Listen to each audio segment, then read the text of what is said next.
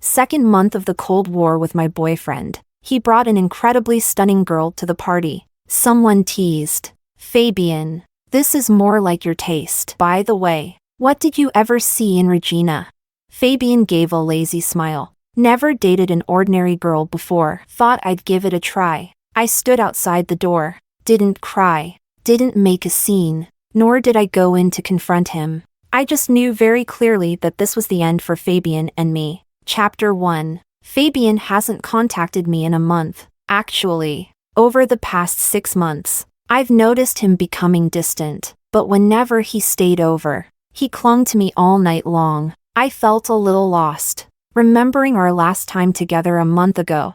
That night, Fabian had a few drinks. I wore the new nightdress my best friend gave me. When I walked out of the bathroom, Fabian's gaze changed. It was as if we were back in the early days of our relationship. A little wild. By the end of the night, I almost thought I might die in bed. But after he left the next day, he stopped answering my calls and texts. I'm a very passive person. When Fabian ignored me, I tried reaching out a few times but quickly stopped making a fool of myself. Until several classmates started hinting at something, asking if Fabian and I had a fight. They had seen Fabian with different girls on several occasions, each one beautiful, with amazing figures. Fabian seemed pretty close with them. I couldn't help but walk to the mirror, and then I saw the plain, ordinary me. I've been an unremarkable girl since I was little. Growing up didn't change that. I remained average. It made sense that Fabian would tire of me. But I wanted to try one more time,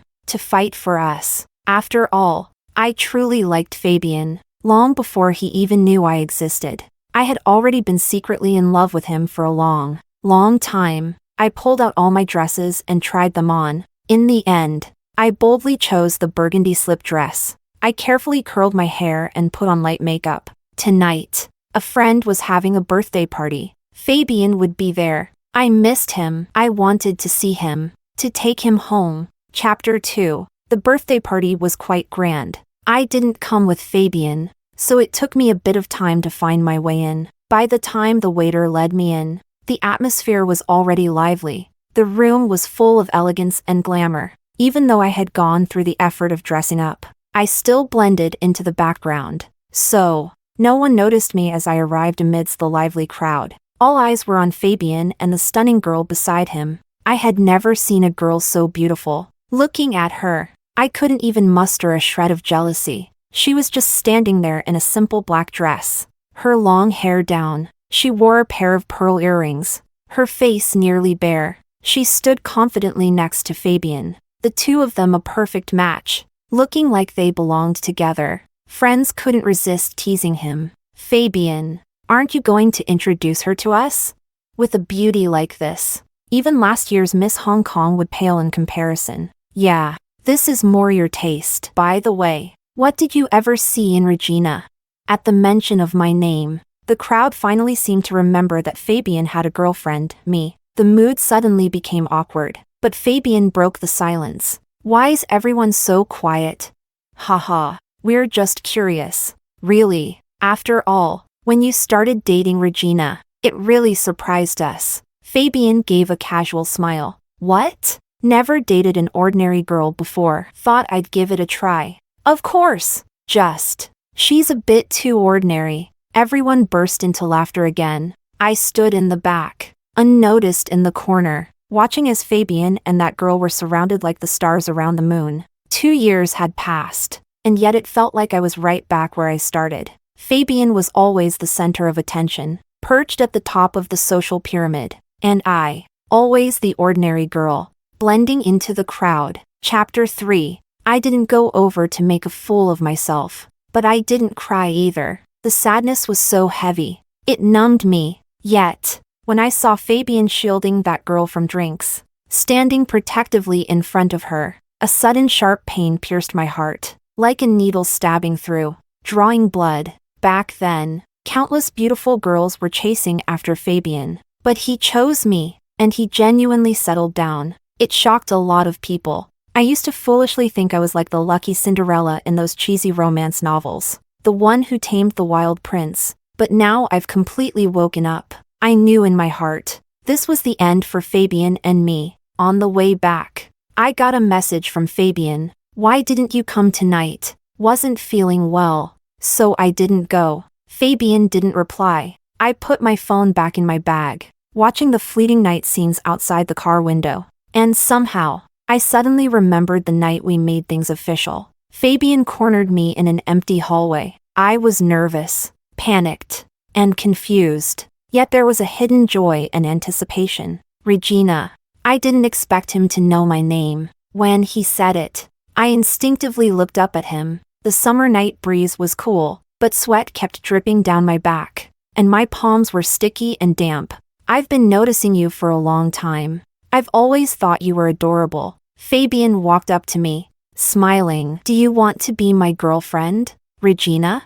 Suddenly, I closed my eyes, sitting in the speeding cab, in the bright yet dark night of this bustling city. I let the tears silently fall down my face. Chapter 4. After a few drinks, Fabian's head felt a little dizzy, so he put down his glass and got up to go to the balcony. He took out a cigarette and had just lit it when a friend walked over. "Someone just said they think they saw Regina." The cigarette in Fabian's hand paused slightly. "When?" His friend glanced at him and lowered his voice. "I think it was when they were joking about how you ended up with Regina back then." Suddenly, the cigarette tasted different to Fabian. He stubbed out half of it in the ashtray. The rolled-up sleeves of his shirt had a faint jasmine scent. At home, Regina liked to put her grandmother's homemade jasmine sachets in the closet. For some reason, Fabian thought of the jasmine tea Regina would make him whenever he was drunk. Everything Regina liked was just like her. A little bland, easy to grow tired of over time. Yet somehow, the scent lingered, catching you off guard when you least expected it. "Do you think Regina will be mad?" his friend asked, a bit concerned. Fabian, however, was sure, "No, even if she is, she's easy to appease." "So what do you really want, Regina or Miss Lynn?" his friend asked. Fabian lit another cigarette. When he finished that one, he finally raised an eyebrow and smiled. "Can't I have both?" His friend seemed surprised. "You're not planning on breaking up with Regina?" Fabian shot him a glance. "Why should I?" Regina was so obedient, so easy to deal with, even though he was tired of her now. Breaking up wasn't on his mind. But right now, Fabian didn't feel like comforting her. Regina would end up comforting herself anyway. Chapter 5. After that night, it was as if Fabian had completely disappeared from my world. I stayed at my best friend's place for a few days. After I had somewhat calmed down, I returned to my place near the school and packed up my things. Before leaving, I carefully checked to make sure I hadn't left anything behind, and then I locked the door and left. I had applied for an exchange program at a university in the South. It was for 2 years. I would be leaving in a week. Once, I saw Fabian's car from afar, near the school. That same beautiful girl from that night got out of the car with him. They went to a street vendor and bought some food. It was a late spring afternoon, around 4 o'clock. The sunlight filtered lazily through the leaves. The students and couples passing by all had youthful, radiant faces. I stood under the camphor tree, holding a stack of books, dressed in the most ordinary sweatshirt and jeans, watching the person I once loved so easily fall for someone else. How could I not feel sad? But the spring sun was beautiful. I was still young. It felt like there wasn't much I couldn't bounce back from. Chapter 6. A little over 2 weeks after I arrived in the South, Fabian called me for the first time. I was just leaving the library with my arms full of books when I heard his voice in my ear. A voice that suddenly felt so unfamiliar. "Regina, are you in your dorm? Or where are you? How about I come pick you up?" I stayed silent for a moment before I finally responded. "I'm not in the dorm. I'm not in Hong Kong either. Where did you go, Regina?"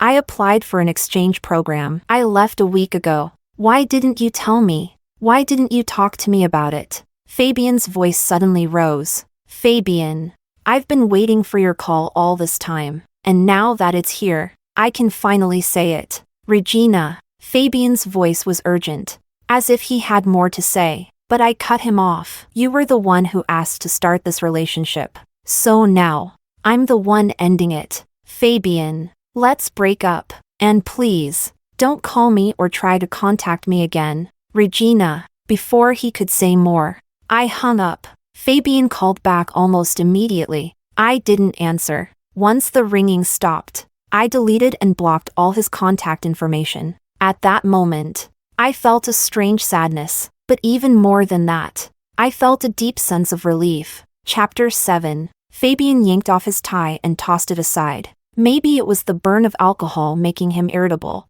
or maybe it was the fact that the usually obedient Regina had silently walked away and declared their breakup. That had caught him off guard. But Fabian was never one to brood. Born with a silver spoon in his mouth, Fabian had always gotten what he wanted. There had never been anything or anyone that he couldn't have. Regina was the only girlfriend he had publicly acknowledged. Unlike other women, she was different, and as long as he didn't say it was over, then Regina would never be able to leave. Fabian picked up his phone and dialed a number. You've been in the South recently, right?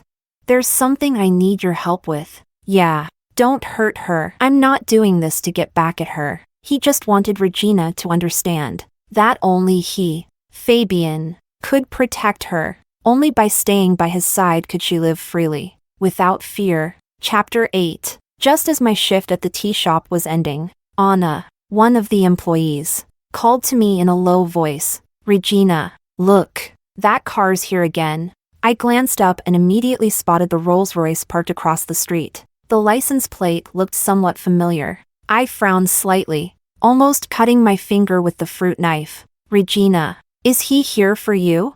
I sighed and shook my head. Do you really think that's possible?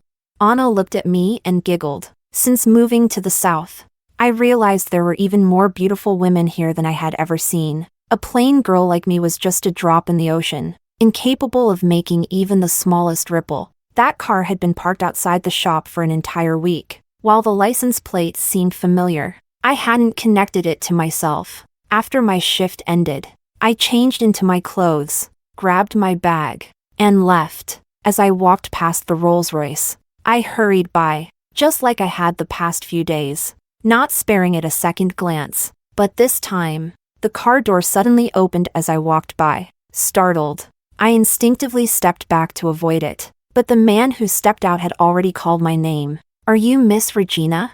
And you are? No need to be nervous, miss. Our Zhao would like to meet with you. Zhao? I don't know any Zhao. The window of the back seat slowly lowered halfway. In the dim light, I saw Joseph sitting inside. We didn't really know each other well. It was only through Fabian that I occasionally saw him at gatherings. We barely spoke, never really interacted. Fabian's circle was full of wealthy playboys. They were notorious for their wild antics and the constant parade of women. Joseph would sometimes join them for sports or poker games, but I never saw him bring any women along. I even once commented to Fabian how Joseph seemed like someone who kept to himself. At the time, Fabian had gotten jealous, pulling me close. And what about me? You're saying I'm not keeping to myself, Regina?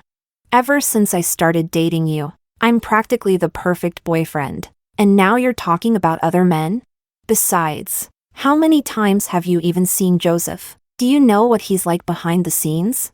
The Zhao family runs both sides of the law in the South. When he was playing with guns and women, you were still in elementary school. Let me warn you, stay away from him. He's ruthless, and he never forgets a slight. If you ever get on his bad side, even I won't be able to protect you. Fabian's words had definitely scared me. After that, I consciously avoided Joseph. We would occasionally exchange a word or two, but eventually, I'd go out of my way to avoid him entirely. And over time, Joseph just stopped showing up altogether. I hadn't seen him in over 6 months. Not until now. And I certainly hadn't expected him to come looking for me. Regina. Joseph spoke, his deep voice calling my name. The streetlight outside the car was bright, its glow filtering through the branches of the camphor tree. The light flickered and swayed, casting shifting shadows over Joseph's sharp, defined features. He was dressed in a suit, a lit cigarette held between his fingers. Smoke curled softly around his face.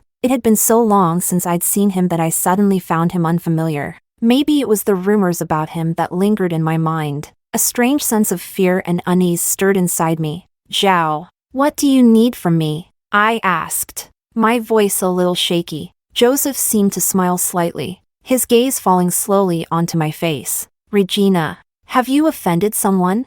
Because people in the South have been called in to invite you for tea. Chapter 9. I was stunned by what I heard, and after the shock, an overwhelming wave of fear swept over me. Joseph had said it politely, but I understood the implication very clearly. He wasn't just inviting me for tea, this was kidnapping. But I had only been in the South for 2 weeks. I hadn't offended anyone. Still, Joseph wouldn't tell me this for no reason. The more I thought about it, the more scared I became. Without realizing it, tears began to stream down my face. I didn't offend anyone. Zhao, there must be some kind of misunderstanding, right? Whether it's a misunderstanding or not, I don't know, he said flatly. But when someone takes money, they do what they're paid to do. That's how it works. Zhao. I wanted to ask for his help, but I didn't know how. After all, I barely knew Joseph. He and Fabian were on good terms, but Fabian and I had already broken up.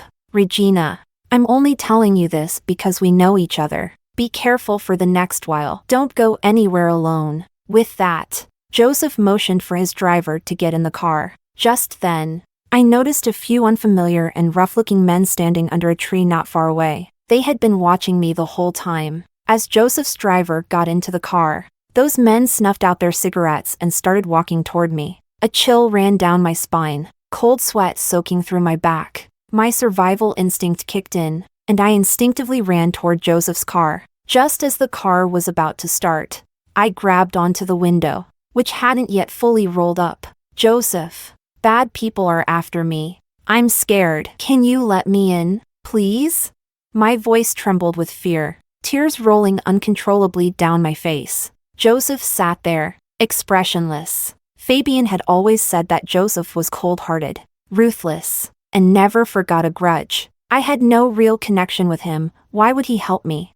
The fact that he came to warn me tonight was already more than I could ask for. I lowered my wet eyelashes and slowly loosened my grip. But then Joseph spoke. Get in. Chapter 10. I stared in shock, wide-eyed. Joseph. The door opened and then closed again as the car sped forward into traffic. In the rearview mirror, I saw those men chase after us for a few steps before stopping, unwilling to give up. One of them even seemed to be holding a knife. A wave of fear washed over me. Joseph. Thank you so much for earlier. I expressed my gratitude seriously. Joseph had been staring straight ahead, but now his gaze shifted slowly to my face. Regina, what are you going to do next time?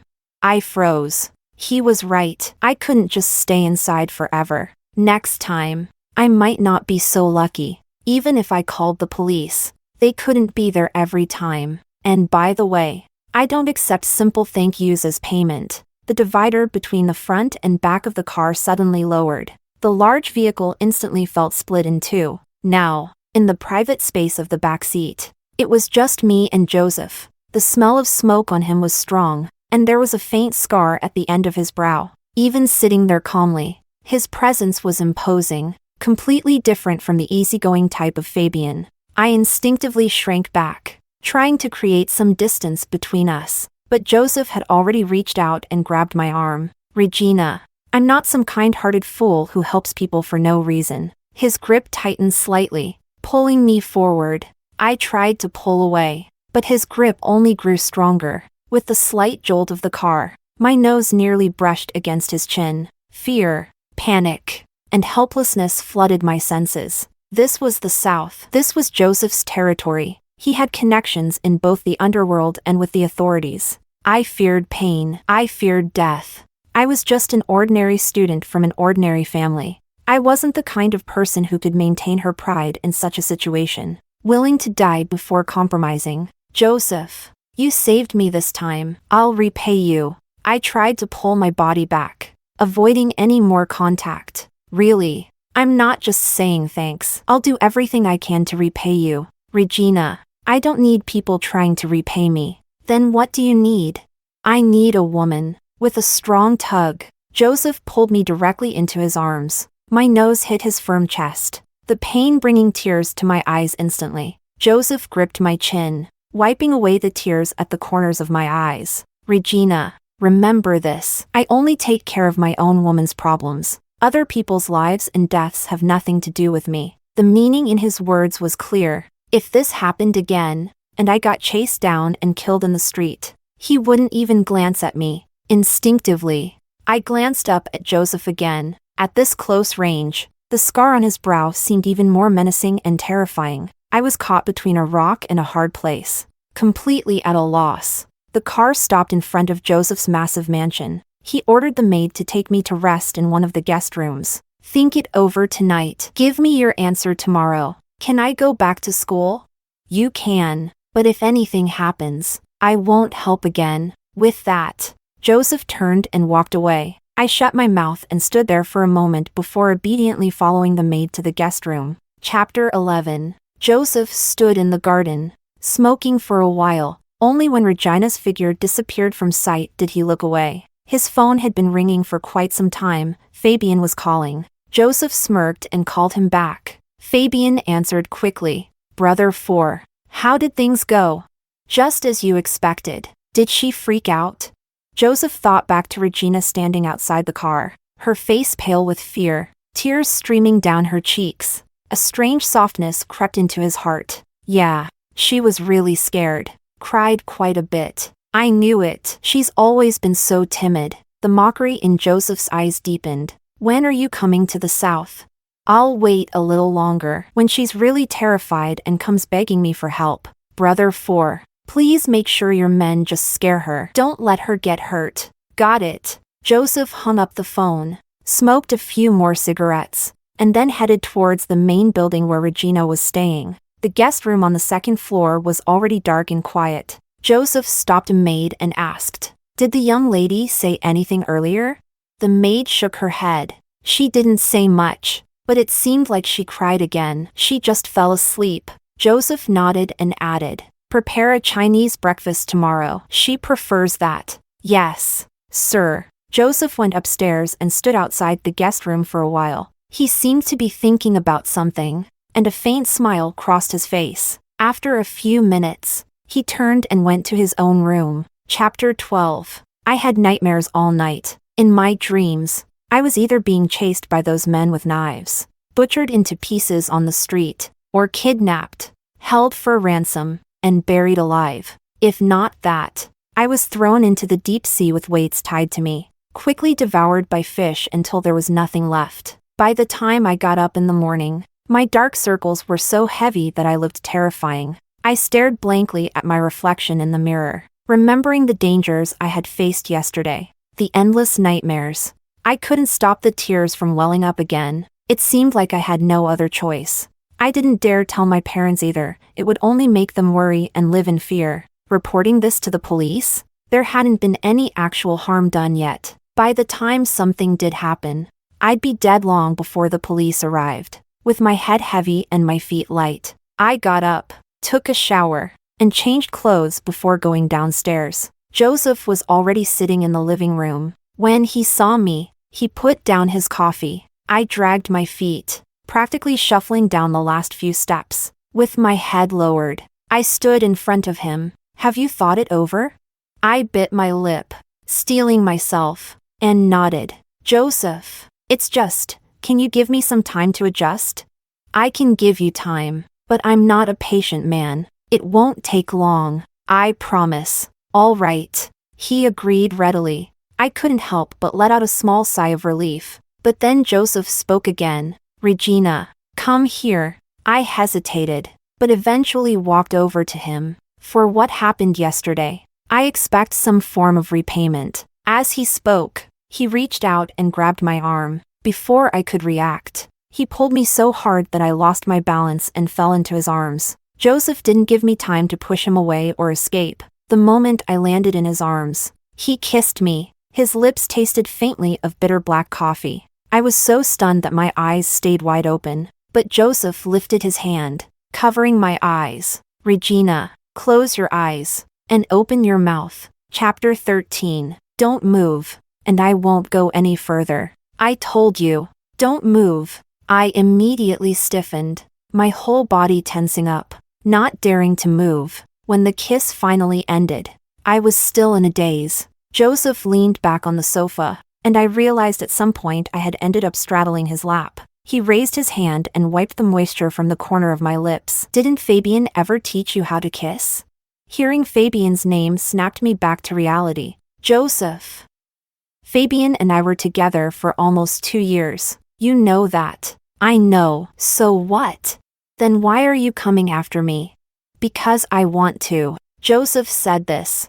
And for some reason, a flash of irritation crossed his eyes. He grabbed my chin and kissed me again. This time, the kiss was deeper, more intense. When it ended, he bit my lower lip gently. Regina, since you've broken up, stop thinking about your ex. Don't forget who you're with now. I covered my mouth, muttering quietly, but you were the one who brought him up first. You're not allowed to mention him either. Okay. On the way back to school, Joseph didn't say much to me. When I got out of the car, he didn't leave right away. It wasn't until I entered the school gates that he finally turned the car around and drove off. After that, Joseph personally picked me up from school or a nearby tea shop every day. Because of this, the men who had been stalking me never found the chance to make a move. 2 weeks later, as I walked out of the school gates, I suddenly realized that Joseph's car hadn't arrived yet. And then, from a black SUV parked by the roadside,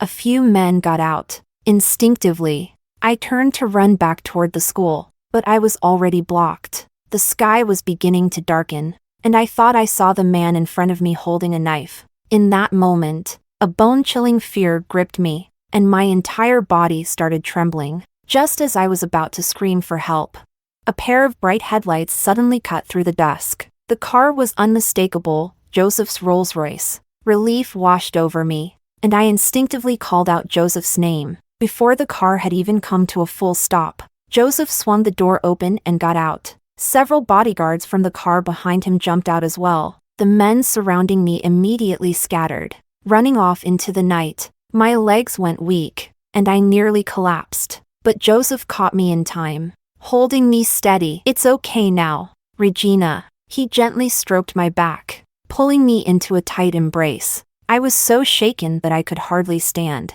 I clung to his sleeve, leaning into him. Joseph, my legs. I can't stand. It's all right. I'll carry you to the car. Joseph brushed a hand over my hair, then bent down to pick me up. Just as he lifted me, I heard a familiar voice. Regina. In the dark night, Fabian stood alone by his car. His face was shadowed in the night, making it impossible to read the emotions in his eyes. Chapter 14. Joseph paused mid-step. Fabian gave a self-deprecating laugh. Brother 4. This is why you asked me to come tonight, isn't it? Joseph didn't deny it. Fabian, you handed this opportunity to me yourself. I simply took it the moment it presented itself. I don't understand. Brother 4. I've always respected you, called you Brother 4. But what you're doing now, isn't it a bit against the code of brotherhood? What exactly have I done? You know full well about my relationship with Regina. What relationship? Joseph cut him off coldly. If my memory serves me right, you told me on the phone that you and Regina were already broken up. Yes, Regina broke up with me, but I didn't agree to it. That's why I came up with all these plans to win her back. Breaking up doesn't require your agreement. If she says it's over, then it's over. Fine. Even if we're broken up, Regina is still my ex. We were together for 2 years. Fabian took out a pack of cigarettes, lit one, and his smile turned mocking. Brother 4. Did you really have to pick up a woman I've already slept with? Did you really have to do this to piss me off?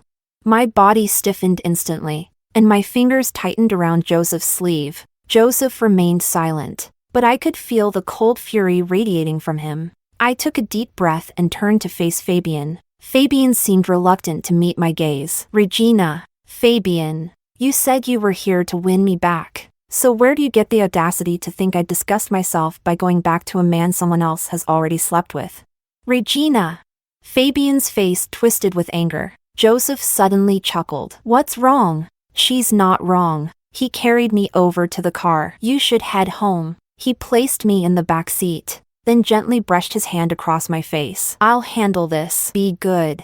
Joseph. I instinctively tried to hold on to him, but he had already closed the door and instructed the driver to leave. As the car started, I looked through the window and saw Joseph's cold, resolute profile, with no expression on his face. He took a few steps toward Fabian and landed a heavy punch straight on his face. I didn't know if Fabian would fight back, nor did I know who would come out on top.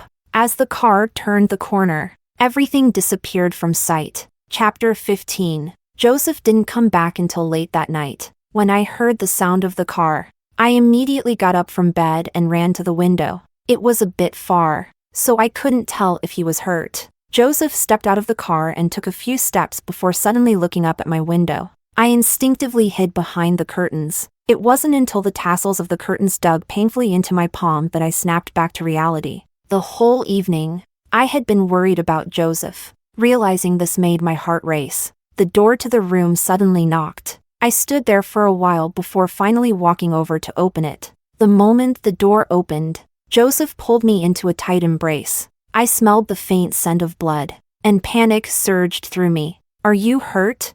I tried to push him away to check his injuries, but Joseph pinned me against the door. "I'm not hurt." He wanted to hurt me, but he's not capable of that. "But I smell blood. It's Fabian's blood." "Don't worry." Joseph kissed me gently before releasing me. "I'm going to take a shower. Wait for me." As the sound of water filled the bathroom, I lit a jasmine-scented incense tablet. Over the time I had spent with Joseph, I realized we had many similar tastes. We both liked Chinese-style breakfasts. We both liked jasmine tea. Even the books and movies we liked were the same. All the incense used in his house had a jasmine scent. These jasmine incense tablets were intricately made, and I really liked using them. The fragrance slowly filled the room, calming my restless heart. Once, because of Fabian, I had decided to stay far away from men of their class. Because girls like me, ordinary girls, couldn't afford to play their games. We couldn't take the losses. All I wanted was to live an ordinary life. I couldn't adapt to the indulgent, hedonistic lifestyle of their circle. Regina. Joseph came out of the bathroom, his hair still wet. He leaned against the doorframe, his damp black hair messy and pushed back. His chiseled features stood out clearly in the dim light. I was sitting on the sofa, looking up at him. "What's wrong?" "Fabian got hurt. Do you want to visit him at the hospital?" I thought about it for a moment and then shook my head. "No." Joseph seemed to smile slightly. "Really not going?" "No, I'm not. Two people who have gone their separate ways shouldn't have any ties anymore." Joseph tossed the towel aside and walked over to me. As I looked up at him, he leaned down and kissed me. "Regina, I've come to collect my reward for tonight." The cool water dripping from his hair fell onto my face, but the warmth of his lips and tongue was scorching. Joseph's long, strong fingers tangled in my hair, gripping the back of my head. He pulled me closer, urging me to respond to his kiss, until our breaths were entwined, tangled together. My body melted like spring water, burning with heat. Chapter 16. Joseph caught the familiar scent of jasmine again. 2 years ago, that scent had belonged to Fabian, but now, 2 years later, it was in his arms. Yet, he didn't rush to claim her, to take advantage of her. He had enough patience to wait for the day when Regina would fall for him on her own. What he wanted was mutual affection, something that would come naturally, not a heart forced into unwilling submission. Regina had fallen asleep by his side, but he wasn't the least bit tired. His mind drifted back to the fight with Fabian earlier. What had truly broken Fabian wasn't seeing Joseph holding Regina. It was realizing that the scent of the jasmine sachets, once exclusively his, had now become Joseph's. After realizing this, Fabian had demanded, "Joseph, when did it start? When did you begin coveting her, wanting to make her yours?"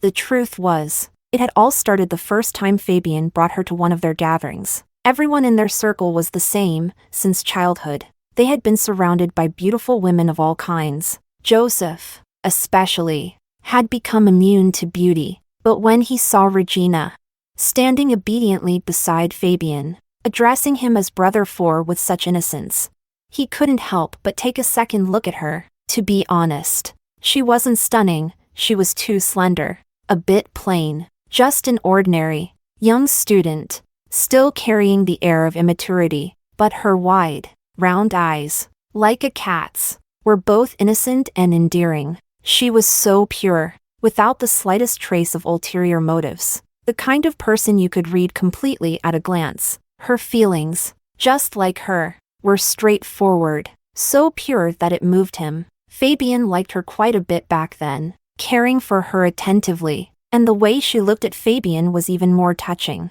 At that moment, Joseph knew. Fabian had realized it too. He had discovered a side of Regina that no one else knew, a side so lovable. Otherwise, how could Fabian, with his notoriously high standards, have truly fallen for such an ordinary girl? In the dim moonlight, Joseph glanced down at the sleeping Regina. It had taken longer than he originally thought. But in the end, he had gotten what he wanted. He knew Fabian hated him for using underhanded means to steal Regina away. But Joseph didn't care about that. If he had cared, he wouldn't have taken action against Fabian the moment he started wanting Regina for himself. The whole process had taken quite a bit of effort. One by one, the beautiful women Fabian had entertained were discarded, until finally, Gloria was the one to sway him. At the time, Joseph was far away in the south, and when he heard the news, he was so excited that he almost lost his composure. From then on, every move Regina made was reported to him in detail by the people he had left in Hong Kong. She cried for Fabian, heartbroken over his betrayal. And Joseph, all the way in the south, was equally restless and sleepless, until the day he heard that she had moved out of Fabian's house,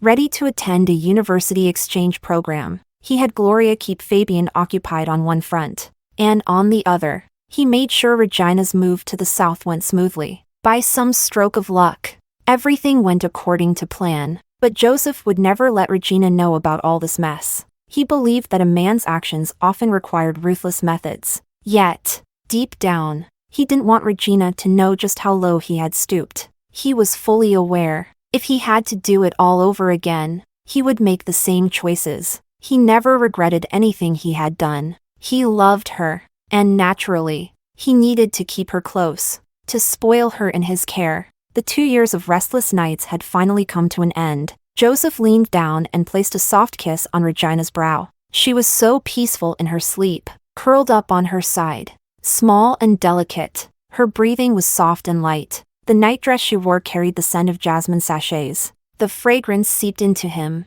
filling him with a sense of contentment and joy that stretched deep into his core. A smile tugged at his lips as he carefully gathered her into his arms. He closed his eyes and soon drifted into a deep, restful sleep. Chapter 17. When I stepped out of the library, I saw Fabian. I had thought that, after 2 weeks, he would have already returned to Hong Kong. But here he was, still lingering. The bruises on his face had mostly healed, though a few scars remained. He looked thinner, and his eyes no longer carried that familiar arrogance, replaced by a certain melancholy. I held my books and stood still for a moment before slowly walking forward. Fabian called out, "Regina." It had only been a few months since we separated, yet the person standing in front of me felt like a stranger. I stopped under the shade of a tree. The evening breeze rustled through, casting dappled shadows across Fabian's face. He looked sad. "Are your injuries better now?" I asked. There was no deep hatred between us. From the start, I had always hoped we could part on good terms. Loving him was my choice, and I never regretted it. "They're better," Fabian said, his gaze fixed on my face. "That night, you were there, weren't you? You heard everything." I paused, remembering the night he was referring to. "Yes, I was there. I heard it, Regina.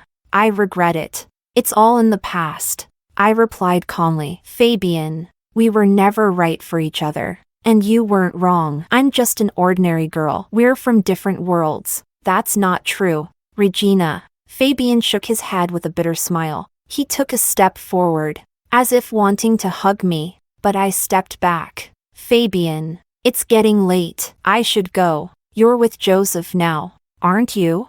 I didn't deny it, but I didn't nod either. Things between Joseph and me were still too confusing for me to figure out. I could only go with the flow for now, but Fabian stubbornly blocked my way. "Regina, Even if you won't forgive me or get back together, you shouldn't be with Joseph. Because of his background? I asked. It's not just that. Fabian said earnestly. Joseph is ruthless in everything he does. Regina, if you get involved with him, it will be nearly impossible to get out later. I used to be close with him, Fabian continued, his tone turning bitter. I know you came to the South for school and asked for his help, but look at what he did. He stole his own brother's woman. What wouldn't he do?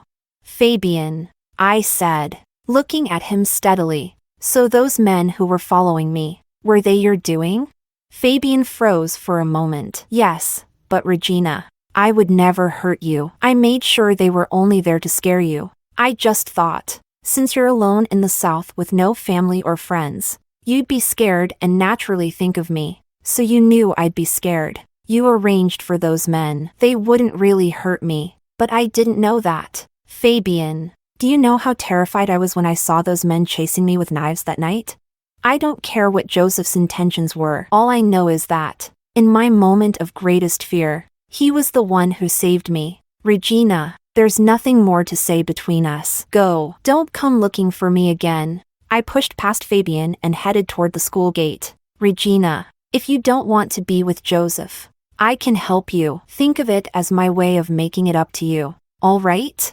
This is between Joseph and me. I'll talk to him myself. Fabian didn't follow after me, and I didn't look back. When I reached the school gate, Joseph's car was already there, but this time, he wasn't waiting inside. He was leaning against the car, smoking, lost in thought. When he saw me, Joseph immediately put out the cigarette. I stared at him for a long moment, half a minute, maybe. Then, without a word, I turned and walked in the opposite direction. Joseph, clearly alarmed, quickly chased after me, but I ignored him, holding my books tighter and walking faster. Chapter 18. Regina. By the time we crossed another intersection, Joseph had run out of patience. He grabbed my arm. I shook off his hand and kept walking. Joseph stepped directly in front of me, blocking my path. Regina, you can either come back with me, and we'll talk this out calmly, or I'll carry you back.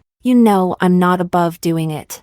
I glared at him, furious, and for the first time in my life, I cursed at someone. Joseph, do you even have any shame? Joseph, instead of being offended, looked delighted. What would I need shame for? All I want is my wife. Who's your wife? Get lost. I turned to leave again. Joseph followed close behind. Regina, if you keep walking, I really will carry you. I was so angry that I kicked him. Hard. Joseph stood there, not moving, letting me kick him several times. I put a lot of strength into it, and after venting my anger, I felt somewhat relieved. Seeing me stand still, Joseph immediately walked over and pulled me into a tight hug. He buried his face in the crook of my neck. Regina, if I had to do it all over again, I'd still do the same. I didn't say anything, just gave him another light kick. Joseph, you say you love me, so, are you willing to wait? Wait for what? I pushed him back and looked up into his eyes. Wait until I graduate. You want me to be celibate for 2 years? Just answer the question. Are you willing?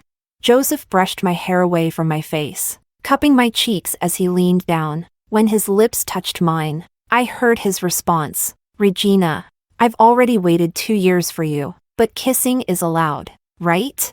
Kissing is allowed, but you can't do anything against a woman's will. Only if I agree. Fine. Joseph looked slightly reluctant but still asked politely. Regina, may I kiss you now? A proper French kiss. I wanted to scold him, but I couldn't help but laugh. And in that moment, Joseph took the opportunity to cup my face and kiss me deeply. Chapter 19. Over the next 2 years, Joseph kept his word, but somehow, beautiful women continued to show up around him. Joseph was a man with a bad temper, and he was ruthless in his actions. When it came to women who tried to seduce him with ulterior motives, he didn't hold back. But strangely enough, they just kept coming. Even I found myself mesmerized by some of them, especially the few who were so stunning that even Gloria, who had once charmed Fabian, paled in comparison, yet Joseph seemed completely blind to them, unaffected. It wasn't until right before our engagement that I found out from one of Fabian's old friends.